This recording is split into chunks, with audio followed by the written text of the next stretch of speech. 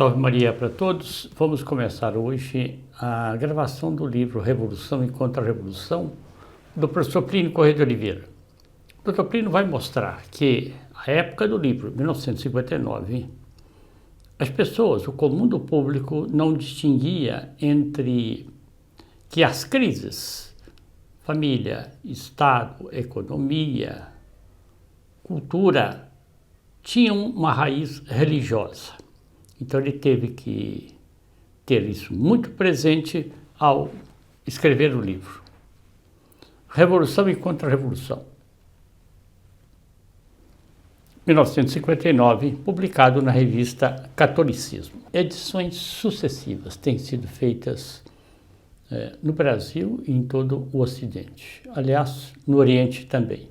Algumas repercussões de importância do ponto de vista assim, eclesiástico. Nós temos o prefácio do Núncio Apostólico no Peru, à época, né?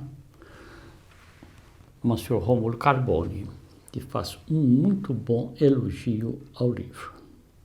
Temos também, mais recentemente, o padre Anastácio Gutierrez, CFM, conhecido canonista. É uma obra profética no melhor sentido da palavra. Mais ainda, que seu conteúdo deveria ensinar-se nos centros superiores da igreja. Ou seja, ele recomenda que os seminários e as universidades católicas, né, estudassem o livro Revolução e Contra-Revolução. Muitos livros foram escritos por autores diversos, católicos, não católicos, no Brasil, fora do Brasil, sobre o tema Revolução e Contra-Revolução. O professor Plínio mostra que ele, ao escrever o livro, ele tinha que ter em vista que havia uma dicotomia, uma separação.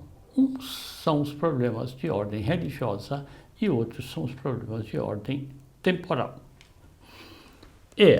Como a crise progressista de 1959 não tinha ainda estalado na igreja assim, dessa maneira protuberante, claro, ele teve que abordar, então, especialmente esses aspectos temporais. A crise religiosa é mais importante porque faz com que os homens percam o céu e mereçam o inferno.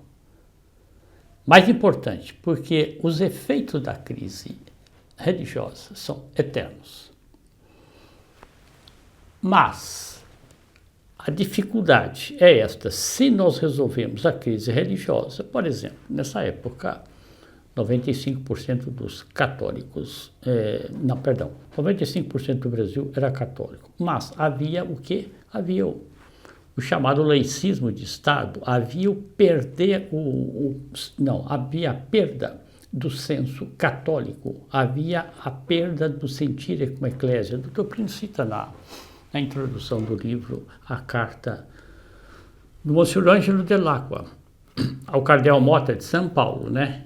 Quer dizer, em consequência do agnosticismo, quer dizer, a perda de religião dos estados, ficou amortecido ou quase perdido o sentir com eclésia. Em outras palavras, um presidente da República, um presidente de Senado, um presidente de Supremo Tribunal Federal, um reitor de universidade vão ser empossados. Não tem nada a ver com a religião, nem importa numa cerimônia religiosa. Nós fomos agora no século XXI, nós estamos em 2025, nós fomos favorecidos pelo caminhar, pelo precipitar do processo revolucionário. Então, comunismo, terceira revolução, ideologia de gênero, agenda LGBT, aborto, invasão de propriedade, TL, revolução cultural, progressismo, esquerda, ecologia, nova ordem mundial e esta chamada conversão ecológica. A mãe terra que sofre dores de parto. O que isso trouxe de novo para as gerações?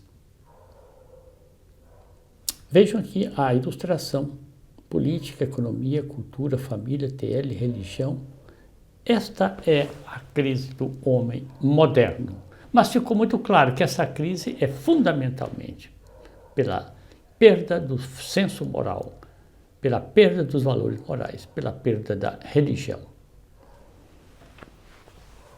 Bem, nem sempre as pessoas que estão tratando dessa nova ordem mundial, agora a COP30, não é? Eles estão, digo nem sempre o quê? Nem sempre os escritores, nem sempre até os youtubers se dão conta de que aquela estruturação em torno do tema da ecologia, a Agenda 2030, na realidade, ela afeta o homem e leva o homem a deixar de ser imagem e semelhança de Deus, conforme está escrito lá no Gênesis. Bom, então ficou claro? O Dr. Plínio publicou o livro para resolver essa dicotomia. A crise religiosa tem uma interpenetração, ela é a causa da crise na sociedade. Esse é o primeiro capítulo do livro Revolução e Contra-Revolução. Passo agora ao texto. Capítulo 1, Crise do Homem Contemporâneo. As muitas crises que abalam o mundo odierno, o mundo moderno, o mundo atual, Estado, família, economia, cultura, etc., não constituem senão múltiplos aspectos de uma só crise fundamental que tem como campo de ação o próprio homem.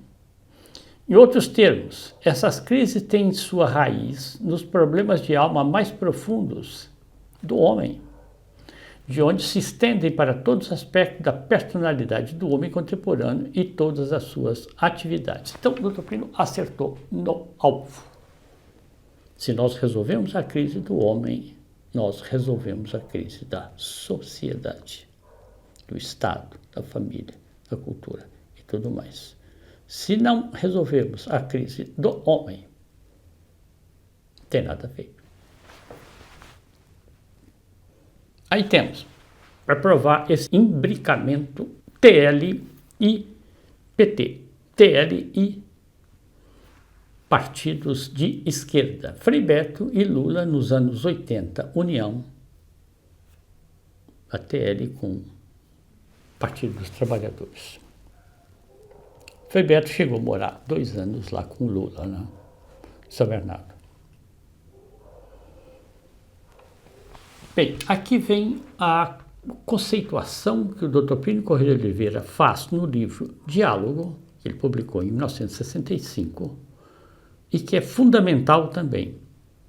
Ele diz, é preciso ter em vista o quê? Que o movimento comunista, ele é uma seita filosófica, não é um movimento econômico.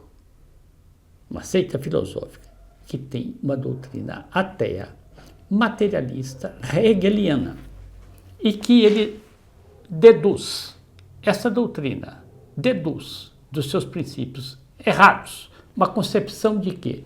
Do homem, da economia, da sociedade, da política, da cultura. Então, muito claro, a crise é do homem. Bem, e o comunismo? Tendo uma visão ateia e materialista do homem, ele depois reporta isso para toda a sociedade. Ponto que é muito importante ter em vista. Não vamos combatê-los apenas porque eles promovem o empobrecimento do país.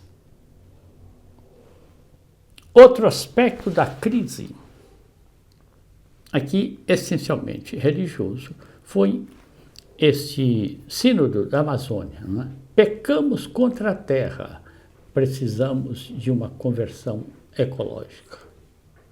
Conversão ecológica é outra religião, não é? É outra religião. Conversão é o homem aderir à Santa Igreja, aderir aos mandamentos, obedecer os mandamentos. Deixar o homem velho, como dizia São Paulo, e passar a ser um homem novo.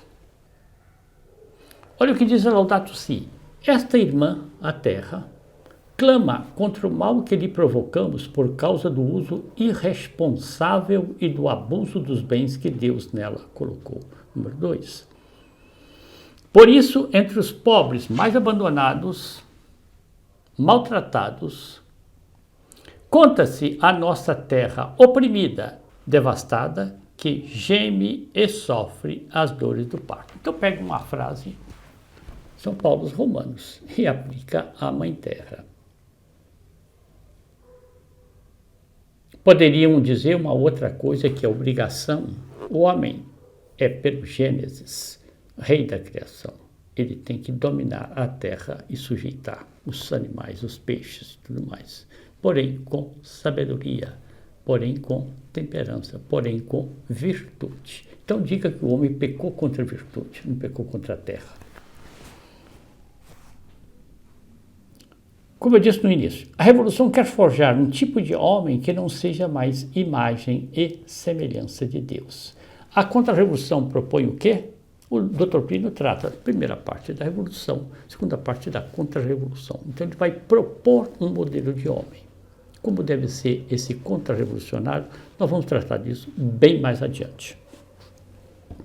É o mesmo princípio, do veneno vai extrair o contra-veneno.